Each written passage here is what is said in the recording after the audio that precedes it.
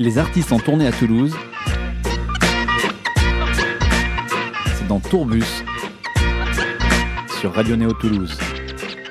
Bonjour à tous, bienvenue sur Néo Toulouse où notre tourbus s'arrête cette fois au théâtre Sorano pour rencontrer Pierre Lapointe dans le cadre du festival Le Marathon des mots. Capable d'aimer, seul moyen possible de le savoir, c'est de recommencer. La science du cœur est un objet d'abstraction propulsé par la volonté qu'ont les gens tristes à se laisser toucher. Bonjour Pierre. Bonjour. Cette voix, dis donc. Le bonjour était très bas. Lorsqu'on chante en français, être sélectionné pour le festival du Marathon des mots, ça doit être une reconnaissance. Mais toi qui fais de la musique depuis quand même extrêmement longtemps maintenant, est-ce que tu cherches une reconnaissance encore en France ? Je cherche une reconnaissance partout, si possible, mais pas maladivement en fait. Moi, je me vois vraiment comme un artisan qui travaille les mots et la musique et l'image aussi, et la scène, comme un ouvrier, comme un artisan le ferait. Donc j'y vais sur une évolution très très lente, à prendre toujours la même base et la diversifier au fil des années pour qu'elle finisse par être différente du début de ma carrière jusqu'à la fin. Une fois que je serai arrivé à la fin de ma carrière, mais pour tout de suite, c'est comme si je faisais du slow food en fait. Donc j'ai pas la prétention d'accoter la reconnaissance d'un McDo ou d'un Quick.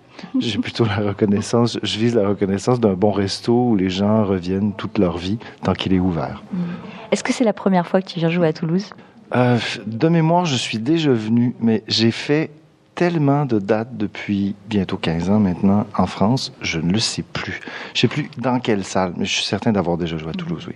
Alors du coup, tu parles de ta première fois en France il y a 15 ans. Est-ce que tu te rappelles où ? Est-ce que tu as une petite anecdote ? Le premier voyage, c'était début 2000, je dis 15 ans, c'était 2003, 2002, 2003, dans ce coin-là. Oui, 15 ans, c'est vrai, c'est ça. C'était à Montauban. C'était au festival Alors Chante. Et j'avais été sélectionné parce que j'étais passé par le Festival international de la chanson de Granby, où j'avais rencontré Jeanne Chéral, entre autres. Et donc j'étais venu chanter. Ça faisait partie de mon prix de venir chanter à Montauban.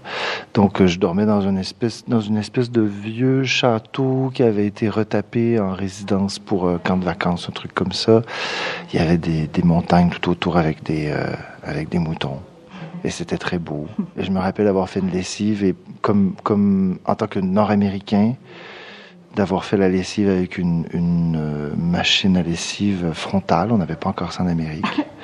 Je trouvais ça très étrange. Je trouvais ça drôle de voir tous les cycles. J'ai toutes sortes de souvenirs comme ça. Je me souviens que ça s'était très bien passé. J'avais joué dans un Magic Mirror et ça avait fait parler beaucoup. Donc c'est mon premier passage en France. Tu es resté 1 heure coincé devant une machine à laver. Donc. Ouais, peut-être même plus. Je sais pas, je revenais, j'étais fasciné par le mouvement et le rythme de la machine à laver. Est-ce que tu t'en es inspiré pour un morceau après de cette machine à laver ? Non. Par contre, aussitôt que c'est arrivé au Canada, des machines frontales, j'ai acheté une machine frontale. Parfait, on a au moins inspiré cet achat. Alors, en parlant d'inspiration, tu as une inspiration intarissable sur l'amour, le désamour, les sentiments. Comment tu arrives encore à faire des chansons sur ce thème-là, avec des mots différents ? Un des intérêts, justement, d'utiliser ce thème-là et de le voir de façon récurrente, c'est justement de trouver des nouveaux angles. Et c'est là que ça devient intéressant. Parce que c'est quand même probablement le sujet qui a été le plus traité dans des chansons depuis le début de l'humanité. Il y a plein de ces chansons-là qu'on n'entendra jamais parce qu'elles se sont perdues. Mais je trouve ça intéressant de m'attarder à ce thème-là. C'est un thème qui est universel. Maintenant, c'est vraiment un défi de trouver toujours un angle que les gens n'ont pas déjà utilisé. Et c'est mon métier de mettre des mots sur quelque chose qu'on a tous ressenti, mais de façon surprenante, en fait.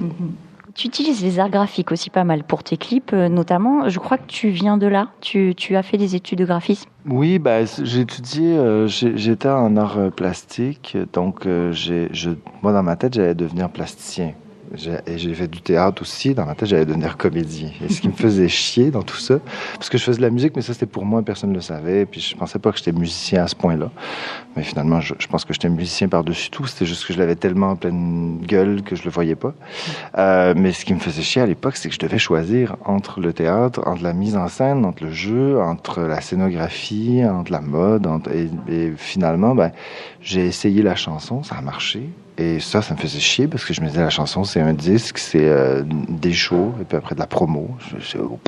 C'est pas super intéressant. Puis à un moment donné, je me suis réveillé, je me suis dit, mais les artistes que j'aime et que j'admire et que je suis depuis plusieurs années, souvent, c'est ceux qui ont tout mélangé et qui ont utilisé la chanson comme prétexte pour faire un peu le travail d'un directeur artistique et justement de prendre cette forme chansonnière-là pour la faire exploser.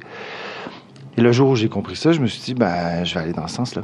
Et j'ai eu une équipe autour de moi qui m'a donné le droit d'aller là, sans poser trop de questions. J'ai été super bien encadré malgré mon jeune âge. Et en effet, ça a un peu culminé. Le spectacle La Séance du cœur, visuellement, c'est très, très beau. Esthétiquement, par rapport aux sonorités, c'est très particulier. J'ai travaillé avec David François Moreau, qui a réalisé le disque aussi. On est sur scène avec un piano et un marimba. Et visuellement, on a fait une structure lumineuse qui est très, très contemporaine. Donc, on est dans un show très, très actuel, mais qui récupère des codes de la chanson qui sont très anciens, en fait. Donc, j'aime bien me poser ça comme défi. Et le visuel me permet de justement rester dans quelque chose, de rester dans quelque chose de très, très actuel et moderne, tout en répétant des codes qui ont été répétés des millions de fois. Et c'est ce que j'aime avec le visuel. Et aussi, on oblige les gens à sortir de leur quotidien avec une image. C'est plus facile. Et j'aime bien cette idée-là, en fait, de dire que je suis là pour faire sortir les gens de leur quotidien.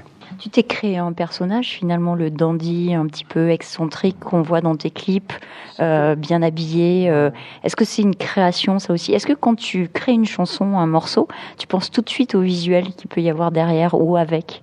Souvent, j'ai une image, oui, dès le moment que j'écris, mais souvent, c'est pas cette image-là qui se retrouve au final, parce que je travaille avec des équipes et j'aime bien me laisser imprégner des idées des gens que j'engage. Donc, je vais pas chercher des gens pour dire c'est ce que je veux. J'arrive avec des sensations très floues. Et souvent, l'image que je retrouve à la fin du projet est souvent beaucoup plus belle que celle que j'avais en tête au départ, ce qui est toujours extraordinaire parce que on a jamais l'impression qu'on va réussir à atteindre ce qu'on imagine. Et moi, je me laisse tellement surprendre et je travaille tellement avec des gens de talent que ça m'arrive comme ça. Mais j'aime pas dans ce métier. Je crois pas que ce métier-là est fait pour être strict et avoir une idée trop claire. Maintenant, je vois la musique et quand j'écris une chanson, je me mets dans un état qui, pour moi, se décrit mal, mais je le vois, cet état-là. C'est toujours une remise en question, finalement, la création. La création, oui, c'est une remise en question. Puis c'est de se dire que sur 1 million de réponses possibles, il y a 1 million de bonnes réponses intéressantes. Il suffit de savoir s'entourer. Avec les années, j'ai compris comment bien m'entourer puis comment maximiser le talent d'une équipe.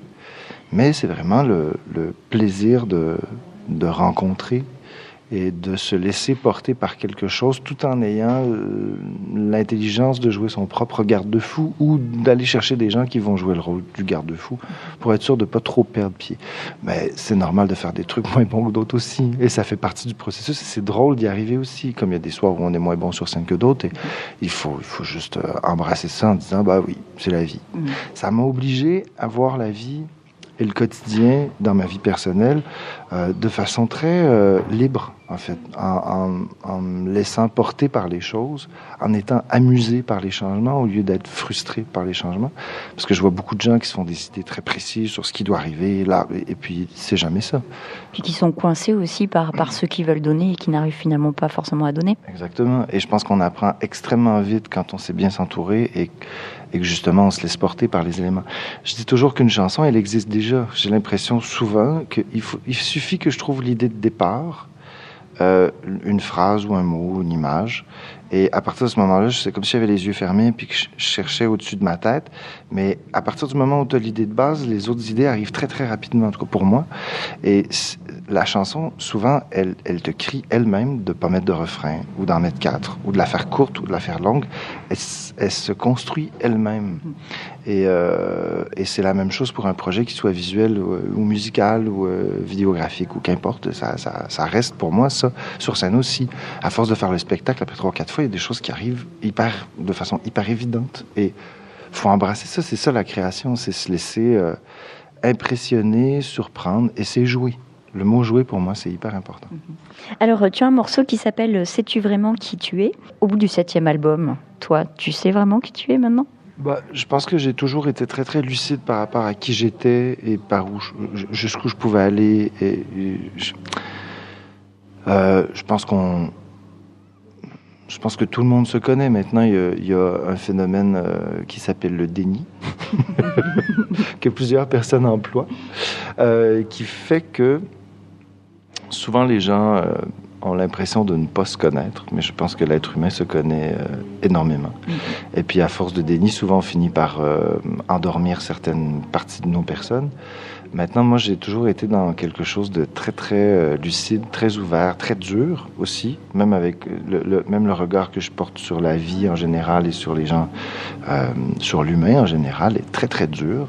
Maintenant, pour compenser, j'ai décidé de faire du beau, j'ai décidé de faire un métier qui me permet d'aller vers les gens, et puis de compenser un peu à ma petite mini-échelle, ce qui me fait chier finalement.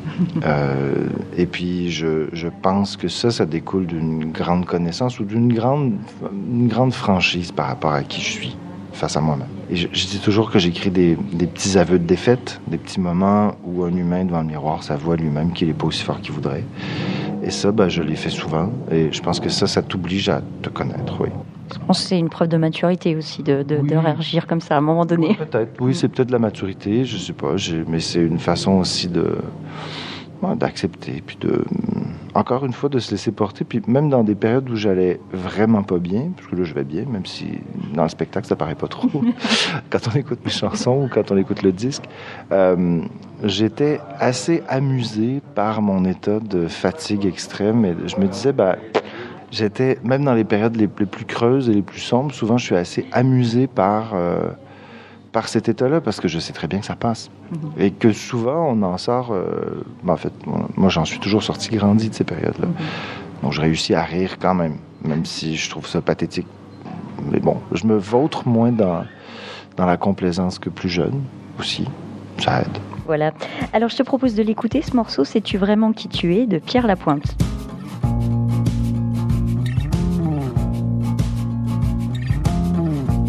Cherche toujours ta famille, tu tues à l'aide d'une aiguille, le beau et le laid, toi tu sais ce que tu veux, ce qui te plaît. Paris c'est trop petit pour toi, tu préfères partir à dos doigts, parcourir de ta langue les corps des anges de la drague incolore. Ta résidence secondaire et tu ne sais où sur la terre, entre jet lag et gueule de bois, tu te souviens de lui parfois. Mais sais-tu vraiment qui tu es? Mais sais-tu vraiment qui tu es? Mais sais-tu vraiment qui tu es?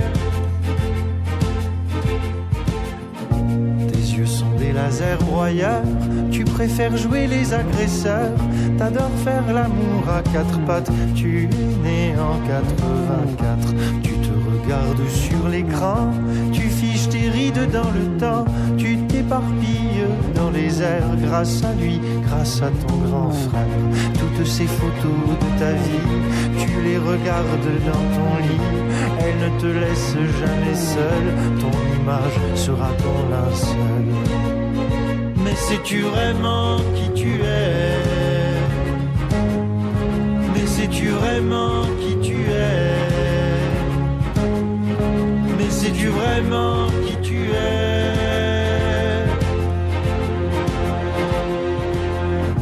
Tu as déjà vomi l'Asie, les Amériques sont tes amis, Quand tu nous parles de l'Europe, tu dis d'elle qu'elle est une salope. Tu aimes adorer ceux qui mentent, le passé tu le réinventes. Ta honte tu ne la racontes pas, ton histoire tu ne la connais pas. Tu es l'enfant de ta patrie, tu aimes salir ta dynastie. Choisir un chemin déjà tracé, marcher loin des routes enneigées. Mais sais-tu vraiment qui tu es? Mais sais-tu vraiment qui tu es? Mais sais-tu vraiment qui tu es? Le ciel tu le visites souvent, des nuages pris entre les dents. Tu voudrais partir sur la mer comme les marins de Fassbinder, toujours noyés dans tes contraires. Mais sais-tu vraiment qui tu es? Mais sais-tu vraiment qui tu es? Mais sais-tu vraiment qui tu es?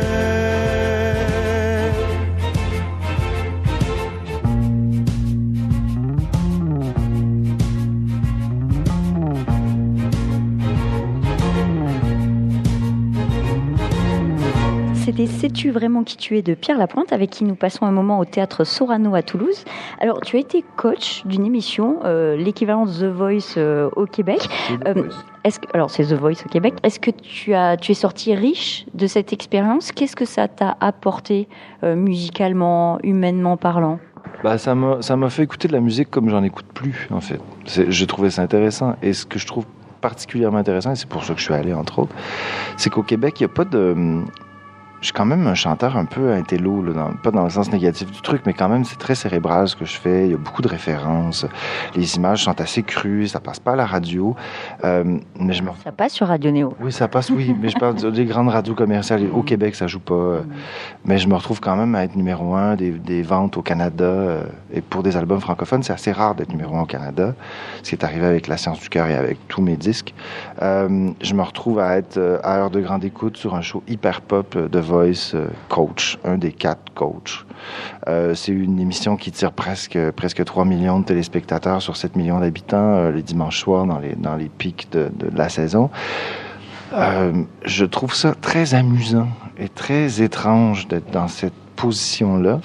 Je viens d'un monde théâtral, je viens du monde de l'art contemporain, de la recherche artistique qui s'apparente à de la recherche scientifique par la rigueur de recherche de nouveaux langages. Donc, de me retrouver dans un langage qui est assez nouveau aussi, celui de la télé dans l'histoire de l'humanité, celui de la télé et celui de la télé-réalité.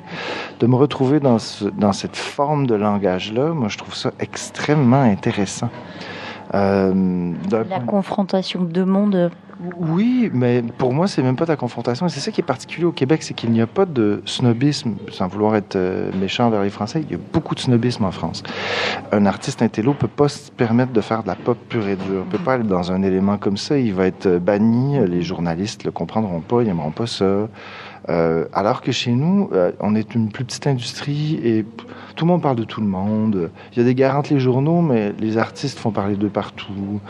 Que tu sois français, les gens trouvent ça cool. Edith Préto, tout le monde parlait de lui. Clara Luciani aussi.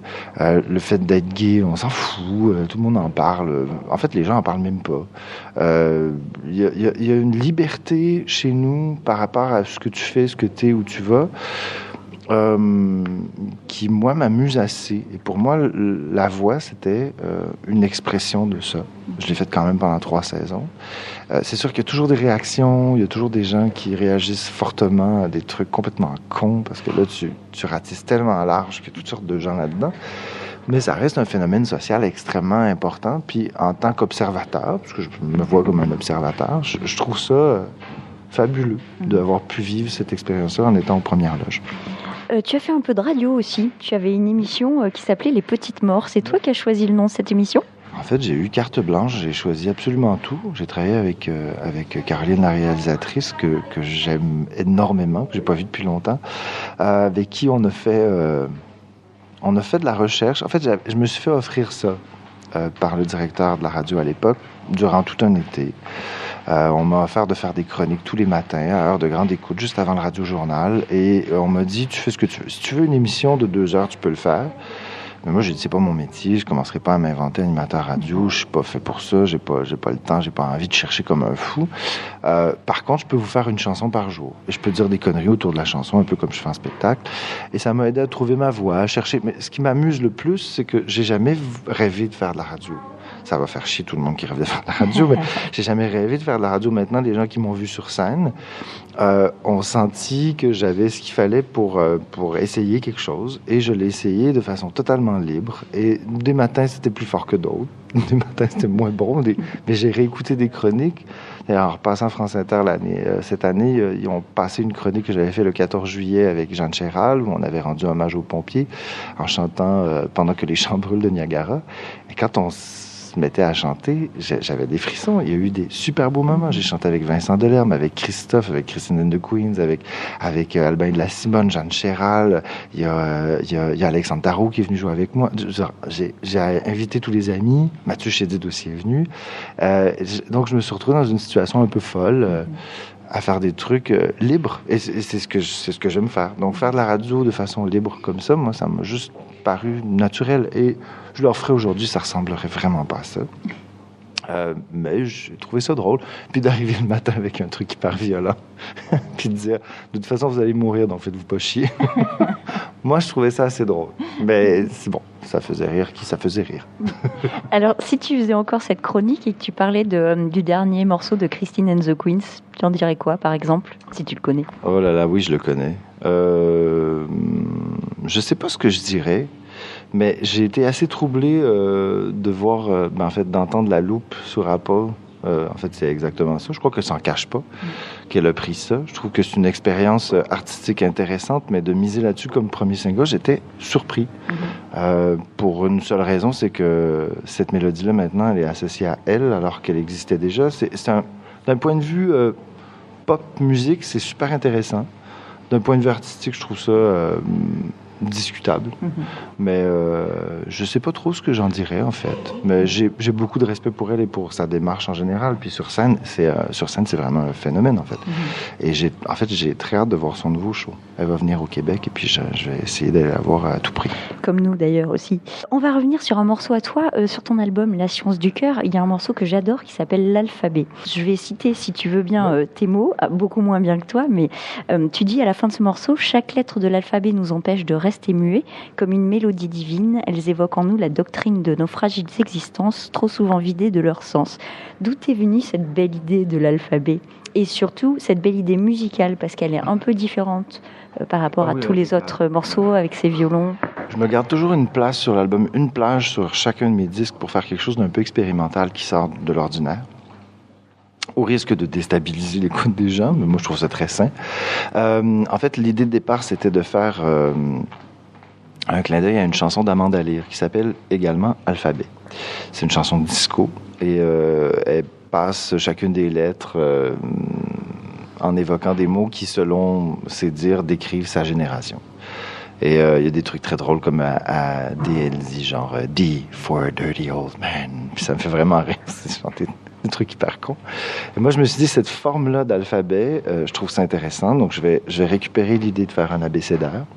Mais je vais en profiter pour faire de la citation de tout le monde qui m'a influencé depuis mon enfance. J'ai toujours eu énormément de citations dans mon travail, mais j'ai jamais nommé directement ces gens-là, à part en entrevue, mais sur les œuvres, je l'ai jamais fait, parce que je trouvais que ça pouvait vite tomber dans un étalage de connaissances et puis dans quelque chose par les gens. Maintenant, à l'heure actuelle, on peut nommer n'importe qui. Si les gens savent pas, ils prennent leur téléphone qu'ils ont dans leur poche, qu'ils soient dans le métro ou au travail ou dans le lit, et tout le monde peut savoir tout, en fait. Il n'y a plus de mérite à savoir des choses. Tout le monde sait tout. Donc, ne retiens pas forcément. Mais c'est tout. Mais c'est tout, facilement. Et donc, tout ce que je me suis permis, en fait, tout ce que je me suis empêché de faire durant des années, je l'ai fait sur cette chanson-là. Et donc, ça passe de David Cronenberg avec le film Crash, qui m'avait vraiment troublé quand j'étais adolescent, au Data Zurich, en passant par l'ectoplasme, des médiums du début du siècle passé, de la fin des années 1800, début 1900. Et c'est un hommage, en quelque sorte, à Amanda Lear, qui, pour moi, est une icône pop par excellence. Maintenant, c'est pas du tout la même musique, c'est pas du tout le même truc. J'ai récupéré un bout d'une de mes musiques qui s'appelait Les Ministères, que j'avais écrit avec Gérald Curdian sur Punkt. Donc, on a fait de l'échantillonnage d'une de mes propres pièces qu'on a retranscrite sur des partitions, et on a joué avec ça, David François Moreau et moi, et on a même mis dans les rythmes, il y a des mots qui apparaissent en code morse. Il y a plein de couches de lecture hyper amusantes, et j'ai écrit à Amanda Lear pour lui dire que je lui avais volé son idée.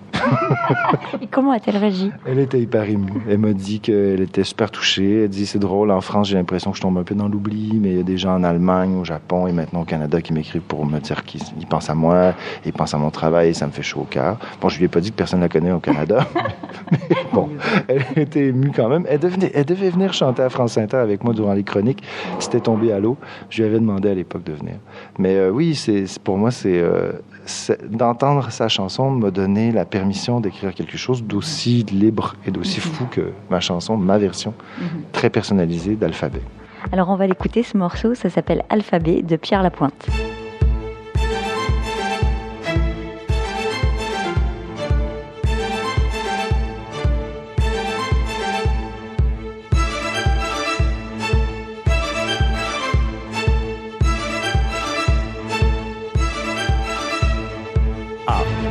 Toujours faire rimer amour avec toujours. B. Les initiales bébé. C. Pour toi, aux blanches cocaïnes. D. Souvenir du dada Zurich.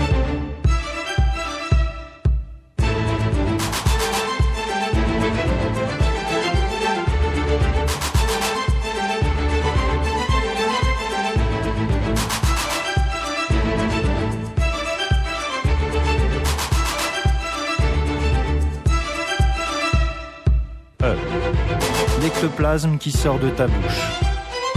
F. La femme qui se réveille en toi. G. La reine gastronomique des sens. H. Les homos hurlent à la lune. I. L'intelligence de ne pas choisir. J. Le jour qui repousse la nuit. K. Les infinis multiples du kaléidoscope. L. Les larmes qui mènent vers le déni. M. Morrison dans sa baignoire aux 17 rue Beautreilly. N. Toujours chérir la naïveté. O. La renaissance d'Autodix. P. Les fashion pirates de Vivienne Westwood. Q. Toujours des questions sans réponse. R. Le rythme rapide de Steve Reich. S. Salvador et Amanda. T. La tristesse, moteur de tes joies. U. L'uranium 235 de Tchernobyl.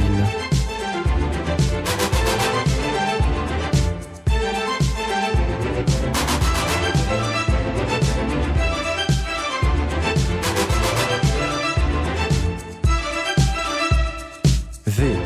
Les voitures froissées de David Cronenberg. W. Walter van Beirendonck est grand. X. La génération prémâchée.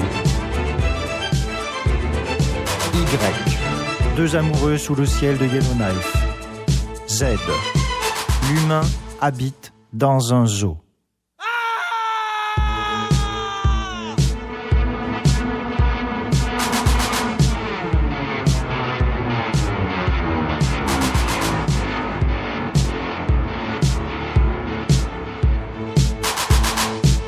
Chacune des lettres de l'alphabet nous empêche de rester muets.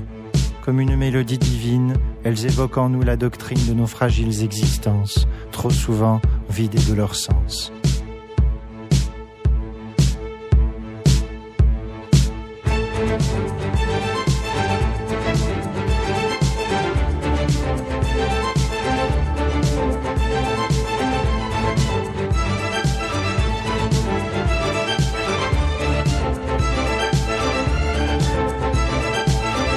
C'était l'alphabet de Pierre Lapointe. Nous sommes toujours en sa compagnie au Théâtre Sorano à Toulouse. Alors, on va continuer de parler de scène maintenant. Quelles sont tes prochaines dates à partir de la rentrée ? J'ai des dates un peu partout en France. Le mieux, c'est d'aller voir sur pierrelapointe.com. Mais je crois, juste de la fin septembre à la fin octobre, j'ai une vingtaine de shows déjà. Et la date importante, c'est Playel le 22 octobre prochain. Ça reste un spectacle important parce que ça reste Paris, ça reste la salle Playel. Et je vais sûrement avoir des invités qui vont venir, qui vont surprendre les gens, si tout va comme je veux. Et donc, c'est ça. Mais je suis heureux de reprendre la route en France. Je l'ai fait un peu au mois de janvier, un peu au mois d'avril. Je le fais un peu cette semaine, en passant entre autres par Toulouse. Et je vais le refaire en octobre. Mais en octobre, ça va être une vraie tournée. Et ce qu'il faut savoir, c'est que je me suis trouvé un appartement à Paris. Je reste à Paris durant 4 mois, ce qui est assez rare parce que normalement, je retourne toujours à Montréal après 3 semaines, 1 mois maximum. Et là, je vais faire le contraire, en fait. Je vais habiter principalement à Paris pendant 4 mois et je vais voyager à Montréal, aller-retour durant 1 semaine ou 2. Je vais revenir après. Et pour moi, ça change tout parce que j'ai pas la pression de traîner les 2 grosses valises partout, de faire que de la route et de jamais avoir de pied à terre, ce qui est très, très dur psychologiquement. Et je vais avoir mes 3-4 jours par semaine de congé à Paris, ce qui est très bien. Et donc, qui est parfait pour visiter la belle capitale. Oui, mais faut savoir que je viens tellement souvent à Paris depuis tellement longtemps. Puis Bruxelles aussi, j'ai des amis là-bas, mon meilleur ami est là-bas. Donc pour moi, l'Europe maintenant, je suis assez heureux parce qu'à 37 ans, je ne sens plus de différence physique et psychologique dans le fait d'être au Québec ou en Europe, en Amérique ou en Europe, en fait. Pour moi, c'est la même... je me sens aussi fluide, aussi libre, et je pense que c'est pour ça aussi que pour la première fois, je reste aussi longtemps à Paris. Alors, à part donc cette tournée, ces dates parisiennes à la rentrée, tes projets pour 2018, fin 2018-2019, je crois savoir que tu as enregistré un morceau avec Clara Luciani, par exemple. Alors, est-ce que tu peux nous en dire plus ? Clara Luciani, c'est vraiment... C'est un coup de cœur, un coup de foudre qu'on a eu tous les deux. Et puis, on s'est pas lâché depuis. C'est le genre de rencontre un peu drôle parce que j'ai manifesté la volonté de la rencontrer. Et c'est une personne avec qui je travaille de façon très, très... c'est une personne avec qui je suis très proche ici, qui s'occupe un petit peu de m'éclairer en France, qui a pris le rendez-vous avec l'agente de Clara. Et donc, tout était là pour que ça fonctionne pas. Et finalement, ça a été, mais genre une fraction de seconde, on riait, puis c'était vraiment un truc hyper con comme je les aime, en fait. Et donc, on a décidé d'essayer d'écrire une chanson. Et la chanson s'est avérée être une très belle chanson. Et on a décidé de l'enregistrer. Donc, on a fait ça à Montréal, rapido, quand elle est passée aux Francopholies de Montréal. Et donc, on a enregistré une chanson, on a tourné un clip, on a fait un photoshoot en 6 heures. Super express. Efficace. C'était à l'américaine, ouais. On fait tout. En fait, on n'avait pas de budget en plus, donc on a tout fait. Et là, je sais pas quand la chanson va sortir parce qu'il faut coordonner son planning promo à elle avec le mien. Normalement, l'automne prochain, ça devrait sortir. Eh bien, on attend ça avec impatience. On va se quitter là parce que tu dois faire tes balances, apparemment. Exact. Je voudrais juste finir cette interview sur une chanson de ton album précédent qui s'appelle La plus belle des maisons. En fait, quelqu'un m'a envoyé ce morceau à un moment où j'avais besoin de l'entendre. Et tu as en quelque sorte changé ma vie, Pierre Lapointe. Donc, je tenais à la passer. Surtout que tu l'as faite en 5 minutes, cette chanson. Oui, mais je l'ai cogité pendant 4 mois. Ça a pris du temps avant que je réussisse à sentir comment exprimer ce sentiment que j'avais qui était si fort. Et cette tristesse qui m'habitait de façon presque maladive. J'étais tellement dedans que j'étais pas capable de mettre des mots, et à un moment, j'ai réussi à me détacher 2 secondes de ce que je ressentais, et j'ai fait, dans le fond, pour moi, c'est une prière qu'il faut que j'écrive en l'honneur de cet amour qui, j'espère, sera un jour la plus belle des maisons. Et puis, je pense que ça me touche quand je sais que ça touche les gens, parce que c'est une de mes chansons, je pense, les plus importantes personnellement en tant qu'auteur, et aussi en tant que personne. Elle m'a fait du bien, cette chanson-là. Ça a été un pansement sur une blessure.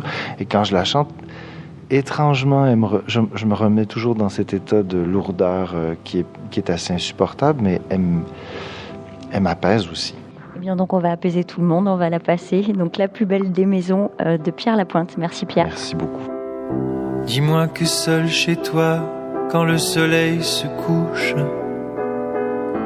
que tu me vois sourire, que tu m'entends penser à toi, que le souvenir de nos 2 corps nus qui se touchent fait que tu te sens encore tout près de moi, que la séparation bien que nécessaire n'est que pause pour laisser à la raison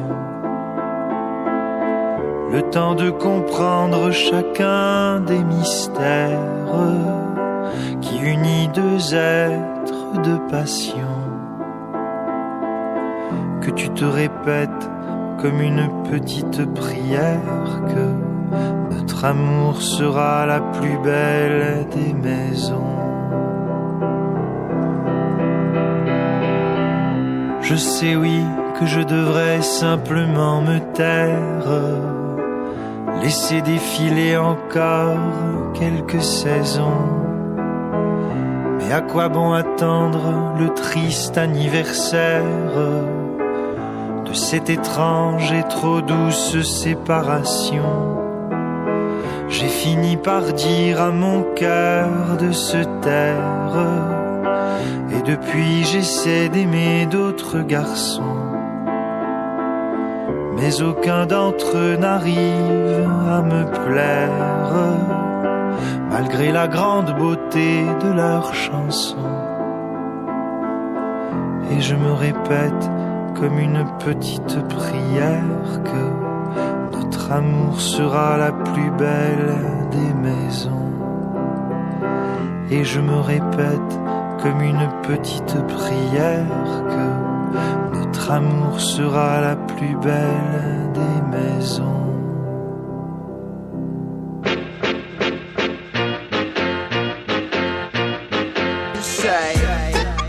Les artistes en tournée à Toulouse, c'est dans Tourbus sur Radio Néo Toulouse.